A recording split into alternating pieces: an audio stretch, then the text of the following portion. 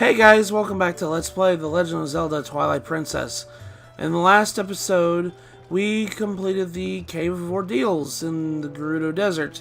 And we went down the gauntlet and got unlocked the fairies at every fountain in Hyrule, as well as got a bunch of Meaver stamps, as well as our last 3 post souls in the game.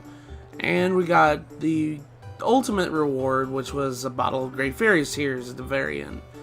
And then we went to claim our prize from Giovanni by turning in all 60 post souls, and we got infinite money, essentially. But in today's episode, we're going to be taking on a Wii U exclusive, Twilight Princess HD exclusive content, which is an amiibo of all things. This is the Wolf Amiibo that came packaged with the first, I think every game had this. But again, I have a special guest with me today.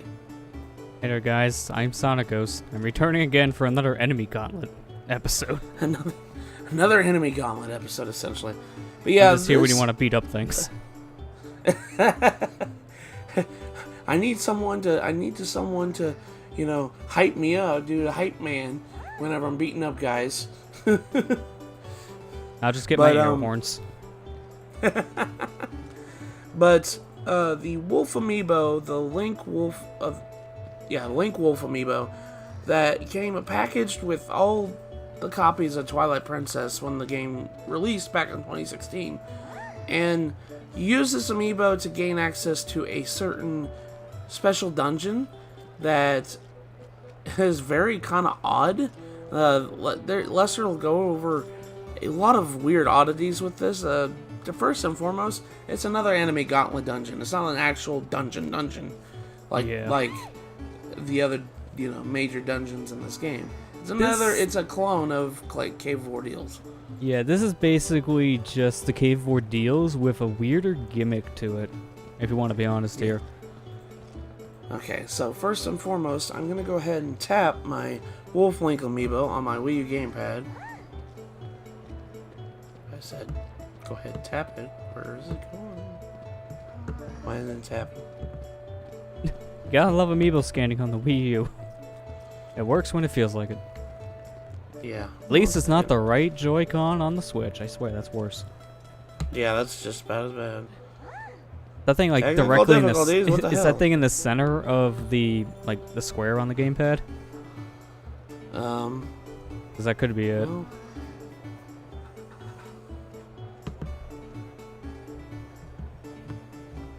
Do I have to be on the main menu for this? No.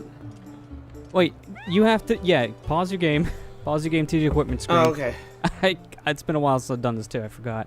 You have to scan Amiibo in this game on your equipment screen, like the same screen where you change your shields and tunics and such. Oh, it's right here. I forgot. Yeah, you have to be on this screen. For some reason, they don't let you do it anywhere else. It's stupid.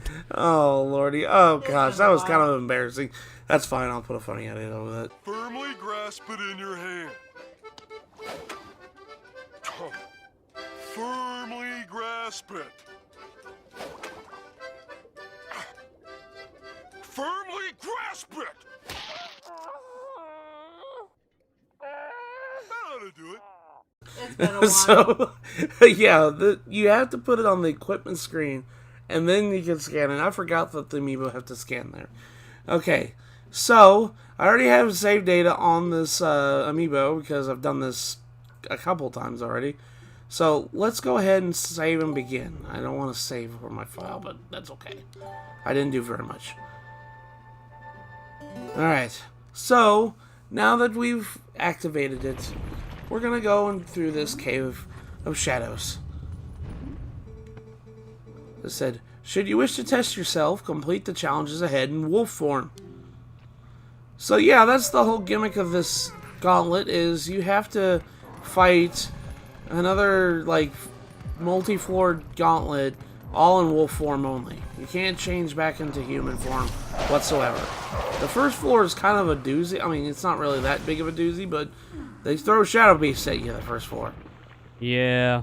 And that's pretty much the gimmick here. You're going to be running into a lot more shadow creature because Wolf Link fought more. But the thing is about this, I'm not sure exactly correct, so don't quote me on this, but I believe because you're a wolf and you don't have access to your items, I don't believe any fairies you bring with you work here. This strictly is going whatever hearts you have coming into the Cave of Shadows. You can use amiibos to help you out on this adventure, like you can use the Zelda or Sheik amiibo to restore hearts. But if you do that, you are technically penalized for it. It will show up on a tally screen at the very end of this adventure. But it really doesn't matter, if you want to be honest. That's only really a bragging rights thing at that point. Yeah, who cares at that point? It's just like if ultimately you're gonna get another special reward for completing this, and it's used in game, but it's not the only thing that the amiibo is used for. The Wolf Link Amiibo is actually used in Breath of the Wild, The Legend of Zelda Breath of the Wild, and you use it to summon a variant of Wolf Link in your game that has about the same amount of health as you finished the Cave of Shadows in. Yeah, so I guess we should kind of go over the specifics of this area to explain how that would work in particular, because Cave of Shadows is really weird when it comes to its structuring. This is very similar to the Cave of Ordeals as we mentioned earlier, but it has some weird quirks when it comes to how you progress here. It's broken up into 3 major chunks, and this first chunk is only going to be a few minutes worth for your first time, because there are 3 specific triggers you need to go past in this game in order to unlock more of the Cave of Shadows.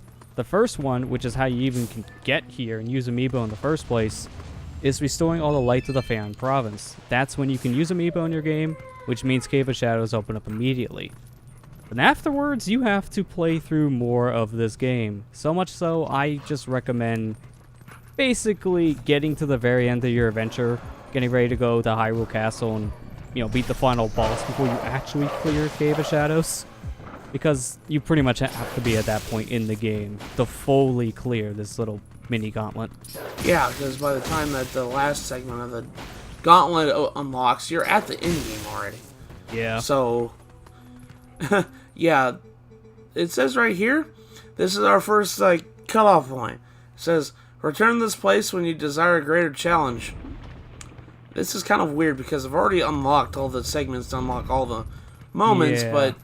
And this is the second weird quirk about this place. You need to be at certain points at the game in order to unlock more floors to progress. But in order to get to those points in the Cave of Shadows, you are required to play through this area a total of 3 times, no matter how you tackle this place. If you do it in segments or all at once, you still have to do this 3 separate times, which is kind of annoying. And the first segment on the 6th floor, is it 6th floor? Yeah, this is 6th floor. Yeah. They give you a reward, they give you 20 rupees. And they also kick you out because you can't go any further. It won't let you go any further. And so you have to leave and then redo what you did. So, in order to progress, for the sake of our sanity, I'm going to be cutting out what we've already done. So, I will see you guys when we get back to this room. So, we'll see you guys in a second.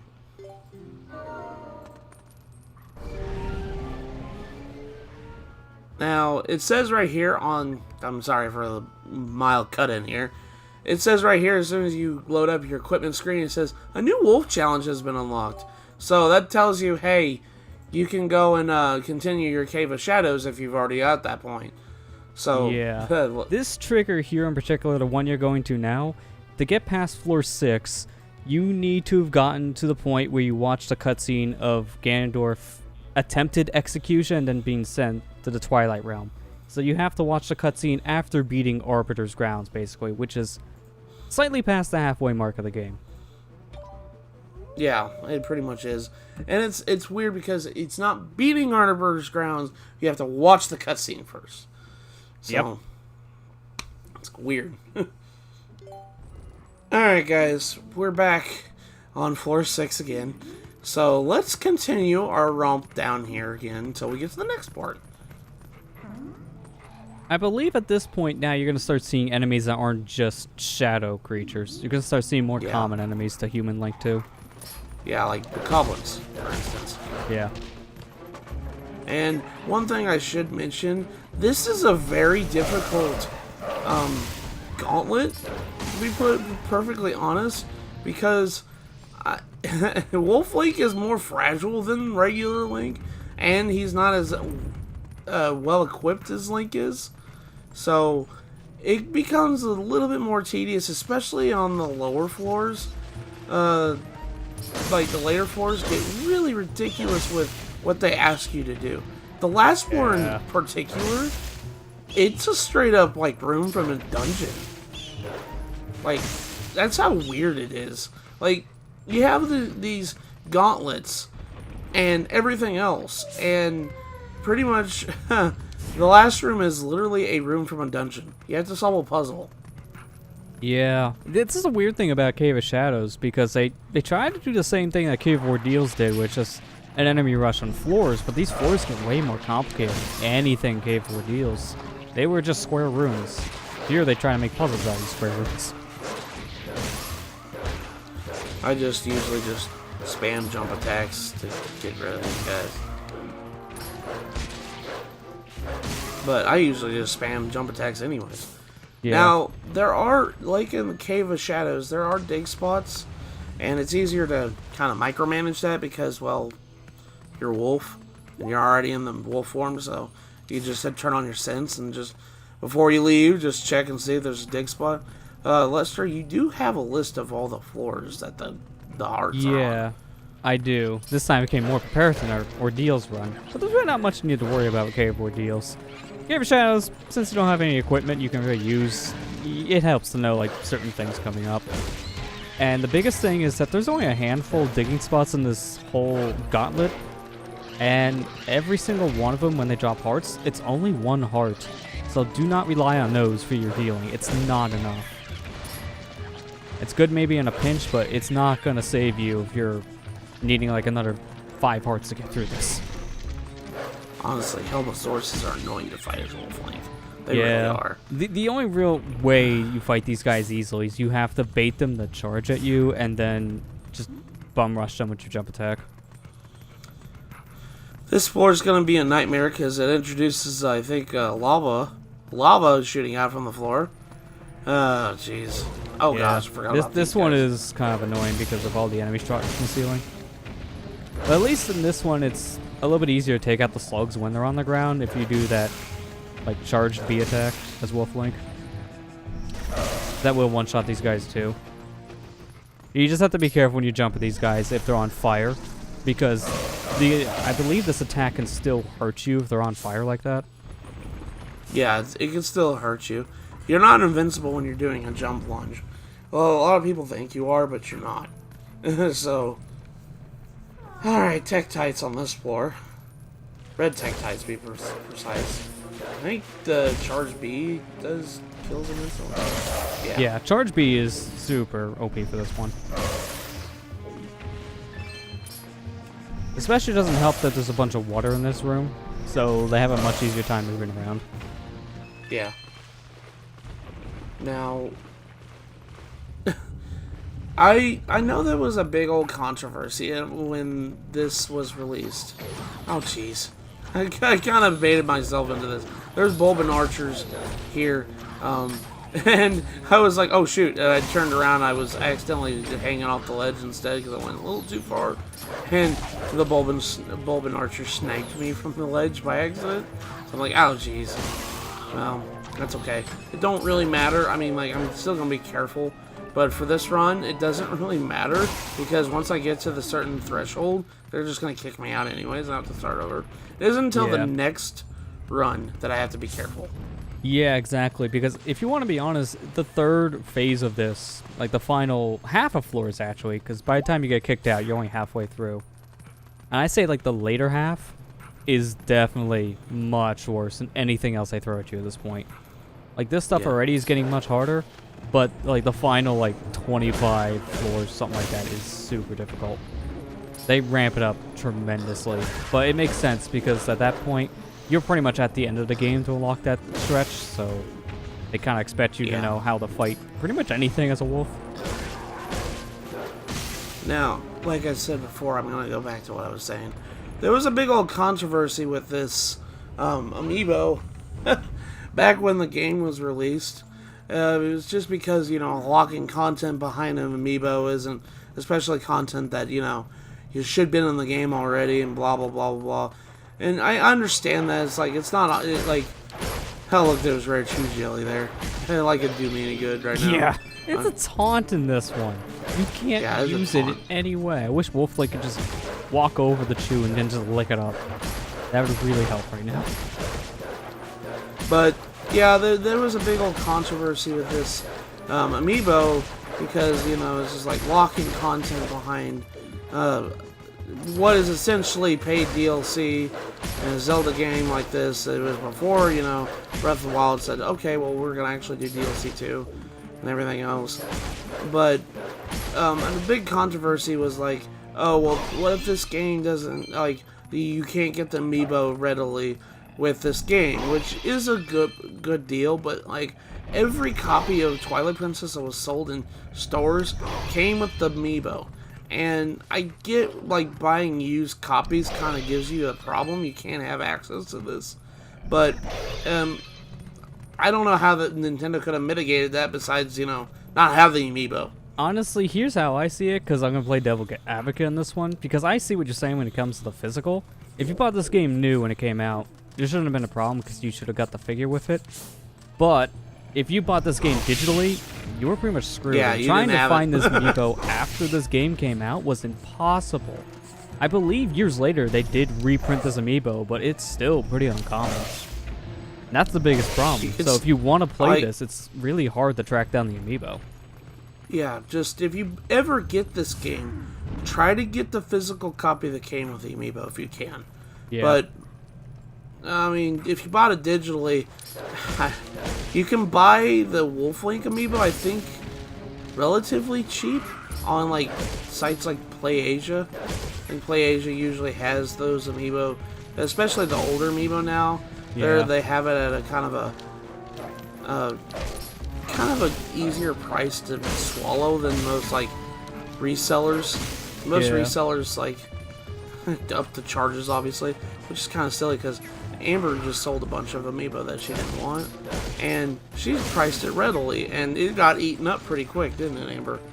Yeah, it was like she sold, what was it, you sold that Splatoon 3 pack, that extra one that we had, and we just wanted base price what it came out as, was like $35, and the guy just bought it real easily. He's like, yeah, $35, shoot. And I didn't realize, it's like, that amiibo set is kind of rare nowadays. Yeah, exactly. It's one of the harder things to find. I mean, unless it's like an amiibo, like, I don't know, like the new Smash amiibos and like maybe Mario Odyssey amiibos, you're not finding many amiibos nowadays. They don't really keep track of stock of amiibos anymore. Yeah. Honestly, the only ones I ever see that's like constantly restocked are like Mario amiibos in general. Mainly the Mario series of amiibo. Not like the Odyssey. I've never seen the Odyssey after that game released. Oh, I see the Odyssey still. I guess it's just depends on where you live, I guess. It always depends on where you live, yeah. My area is pretty much, if it's not like the most common amiibo in existence, it doesn't exist. Which is always stupid. But if you usually can't find an amiibo, I always say, look into the importing scene at that point. Like place like PlayAsia, or maybe a reseller off of Amazon that's like directly from Japan. Because, yeah, you can usually get some pretty good prices just going straight to a reseller. Oh gosh, Reed had notes on the floor. Good thing Wolf Link can kind of take care of these guys pretty easily. He just jumps on them and just bites their neck. Yeah, like the two easy strategies I have for these guys is either ball chain as a human or just jump attacks as Wolf Link. It's super effective. We also got bugs. The bugs that jump on you and like hinder your progress from Arbiter's Grounds. Like I said, the Red Dead Knights aren't that bad with Wolf Link. Just don't get caught in their scream. So, alright, this was the last floor of this segment here. It says, return to the place where you desire a greater challenge. So what is this, 420? I think? Yeah, this is floor 20 you're getting off of now. Okay, so Yeah, as soon as you come down here, you'll get, yeah, Minnow will go over and kind of take you away if you need to. But your reward for clearing out the second segment is a purple rupee. Nothing big. So, yeah, now we're going to have to, this is going to be probably the longest cut, because the last cut wasn't that long. So, yeah, we're going to cut until we get back into this room. So, we'll see you guys in just a second.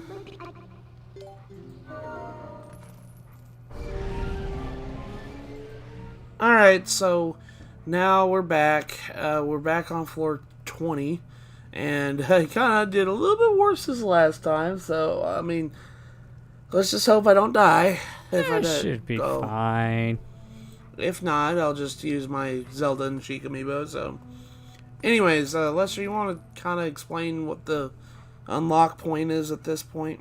Yeah, so this one is very weird because the first one you do in the beginning of the game. The second unlock is like around the halfway mark. Now this one, in order to get past floor 20, you pretty much need to get the soul-infused Master Sword and Palace of Twilight. So you need to be basically at the end of the game. You don't have to beat the Palace of Twilight, strangely enough, but you need to get essentially the item from the dungeon. You can immediately get the sword and leave just to do this. It's so silly. It's just like, you know, like, why can't I just beat the Palace of Twilight? That just it makes more sense. Have like this trigger. If you had one based on the cutscene with Ganondorf, have this one based around like the cutscene where Zant just pops like a balloon. Yeah, that's kind of weird. I like the aesthetics of this final floor. It has wolf heads, statues all over the place. But this room has a bunch of Deku Babas and Skulltulas. Now this is going to be the point where it gets really hairy towards the end here. Like ridiculous about how many enemies they throw at you. Yeah, not just that, but this is also when they start changing the formula around a little bit. This doesn't just start to become an enemy gauntlet. They throw some puzzle solving into the mix too. Yeah, I am appreciative of it. That kind of makes it unique in a way, but man, oh man.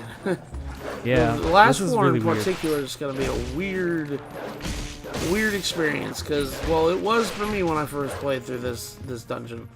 Yeah, I can agree there. Because when I did this, that's when I was recording the video for my channel, also many years ago, and I recorded that video like 4 a.m., so I was sleep deprived and very confused. So that doesn't help when you have puzzle-solving gauntlets. Are those Helmosaurus? Are those Helmosaurus babies down there? They look like it, yeah. Okay.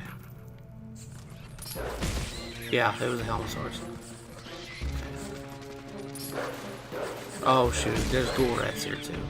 I kind of figured as much. I'm going slow, so like, yep, ghoul rats. Yeah, they throw everything at you at this point. Makes it annoying to deal with Helmosauruses because, well, they do their thing, you know. Like, I'm going to charge at you, and then you're too slow. You can't get out of the way. There we go. This is honestly the point. Like once you get into this section of Cave of Shadows, they really start putting the jerkest enemy combinations in these rooms. You have rats here that slow you down with Helmosaurus. They know what they were doing. They're trying to make you an easy target. And it's going to get worse from here. We got, what down here on this floor? It looks like Bokoblins and Lizalfos, as well as Armos Knights. That's just great. Yep. Again, they know what they were doing. They're putting some of the worst enemies together to make your life way worse.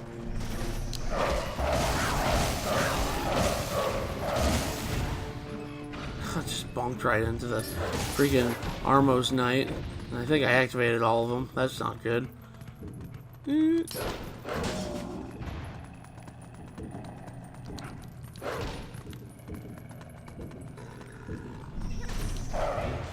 And you can't do the charge B attack because you just bonk right into their shield.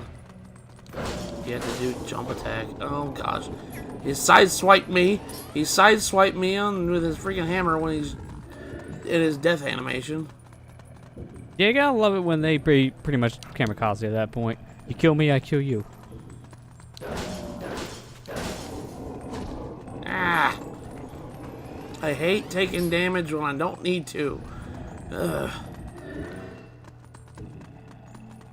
I know. The thing is, though, I do have my Zelda amiibo on standby if I really do need health. Because I'm gonna go try. I don't really care if I get penalized. The whole point of this is to get the item at the bottom. So Yeah. I don't care if I penalize more. But you know, it's just it. Does it make me any less of a gamer? I don't really care. I'm gonna be honest with you guys. I'm gonna be honest with you. If you use that Zelda amiibo, I take away your gamer hat. It's mine. I know.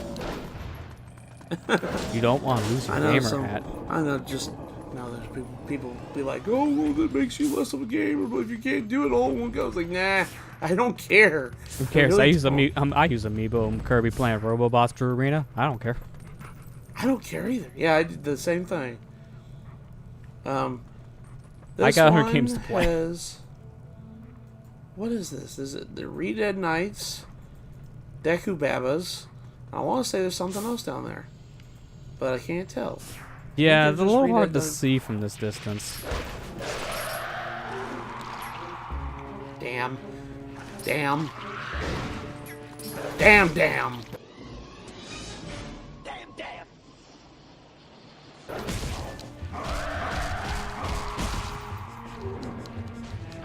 Freaking Red Knights. Bite your neck.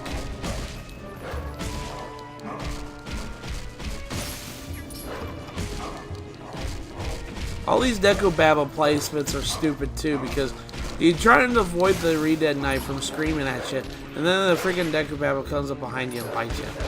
Yeah, which really doesn't help. This is what I'm talking about, the dickish enemy placements in the rooms.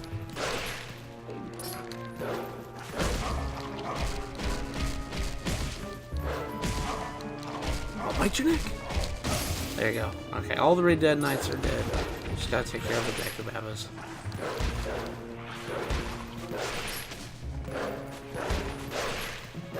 Oh, pumpkin seeds. I haven't seen that in a while. Oh boy, I'll use these with nothing because I don't have opposable thumbs. Yeah. Okay, this looks like there's fire keys and fire slugs. And Dodongos. Oh boy. Oh gosh, this is going to be the floor. That just really hurts me. Oh, jeez. And there's lava too. I forgot about that. So. Yeah, they really start putting a bad combination of things here. Bad enemies, bad areas to work around. It's a lot.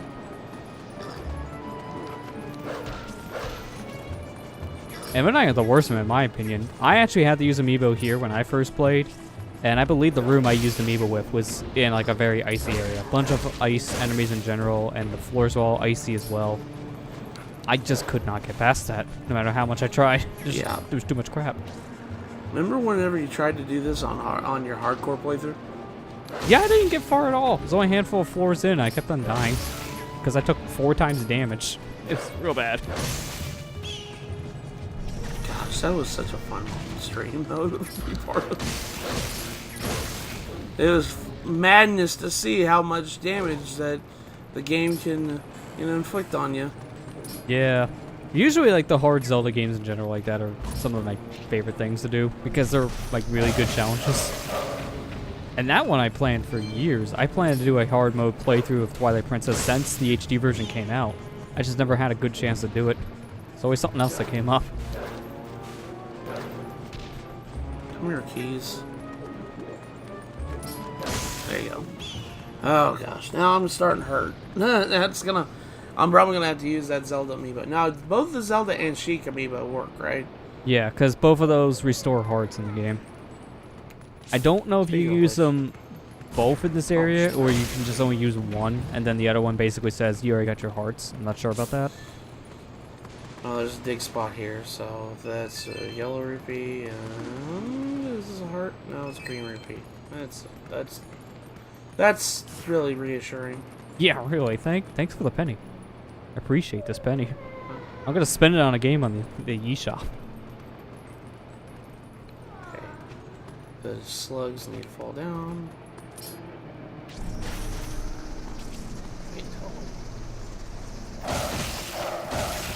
There we go.